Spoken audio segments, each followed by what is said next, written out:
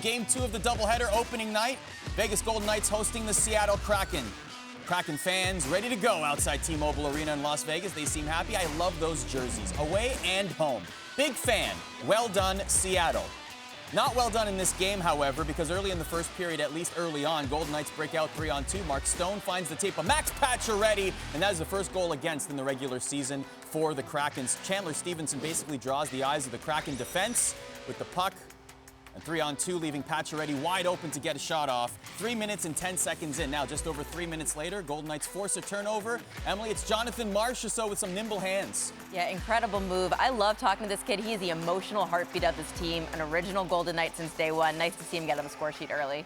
And see, the patience outwits Grubauer right there. Golden Knights up 2-0. The fans love it. Great game presentation there. Brandon Tanev not so happy about it. But then, as Liam Neeson would say, release the Kraken. Middle of the second period, Kraken down 3-0. Vince Dunn's shot, and here's the trivia answer. Who scored the first regular season goal in Kraken history? Ryan Donato, who positions himself well in front and scores on the backhand. The equipment staff will be keeping that puck, no doubt. Kraken down 3-1. Still work to be done. Just over a minute later, Jordan Eberle slides the puck to a streaking Jared McCann, who shovels one on net. It streaks behind the goal line. Kraken make it a 3-2 game, and Tanev is liking that one. More like his headshot in that one. And finally, to tie the game, Torts, it's Morgan Geekie.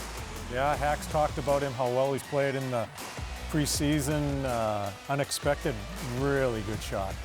Now, the Kraken fans are liking that goal. They will not like this. We're going to talk a lot about this goal. This is the game-winning goal. Was that a kick? Was that not a kick?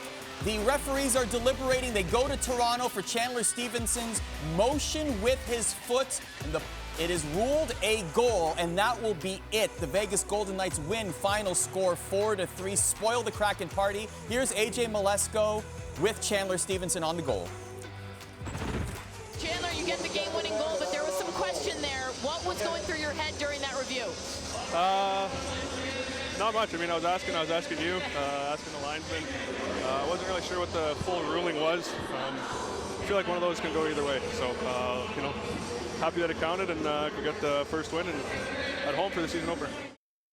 All right, welcome to The Point. I'm Ardo Cal, filling in for John Buccigross, who's traveling from Las Vegas. I'm joined today in studio by John Tortorella, Emily Kaplan, Brian Boucher from Las Vegas, and Greg Wyshynski from D.C. on all things Rangers and Capitals. We have a cover story on Austin Matthews coming up. But first, the NHL season began last night with a little bit of controversy. We just saw it. Should that Chandler Stephenson goal have counted? Torts, we talked about it last night on The Crease on ESPN+, but I want to hear your thoughts here. Yes or no goal? It should not be a goal. There is kicking motion there. You can see in the tape where it's tough on that side to have kicking motion, but it was there. He lifted his skate, and it looks like there's motion going towards the net. Was it distinctive enough? I guess that's what the league is saying it wasn't. I just don't think it should be a goal. So, Emily, you're a soccer fan, fellow soccer fan. You see this a lot when you see the ankle moved like this to make a deceptive shot with the ball. That's what I thought of when I saw this. A turn of the ankle and then a forward motion. What about your thoughts? No, I actually compare it to another sport. When I started covering hockey, I came from the NFL, and the first thing I thought as I was refreshing on the rule book is the distinct kicking motion is the NHL's version of catch or no catch. It's just so dubious. It can go either way.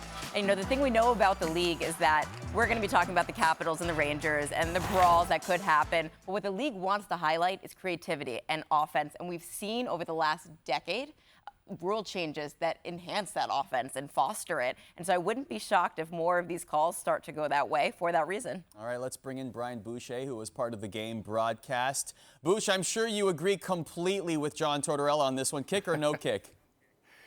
I say no kick. When I think of a distinctive kicking motion, I think about almost winding up to kick, and I felt like there was more of the toe angling in and allowing for the angle of the puck to bank off the skate. I could see where you'd think there was, a kicking motion, but in the spirit of trying to increase scoring, I think it has to be obvious to me, and I feel like this one just had way too much gray area. That's why when I looked at it at first glance, I thought right away that it was going to be a goal that would stand. Turns out that was the case, but I can see why Torts would feel otherwise. As an ex-coach, he's probably feeling like it should have been coming back. And as an ex-goaltender, you'd think I would say no goal, but I like to see goals, and I thought it was a pretty good creative play there by Chandler Stephenson. See, I agree with Bush about that we should have more goals in the game. Then let's define it that way. Let's just get out there and say any type of in-between here, we're going to call it a goal. Then you won't have all this type of conversation as far as these plays are concerned. I just don't understand why we just can't define any little plays that are in between. We're going to count those goals because we want some more scoring in the game. In your opinion, was there a little bit too much gray area in this one? I think there's gray area in a lot of the rules, and it makes it very difficult for Toronto and the refs.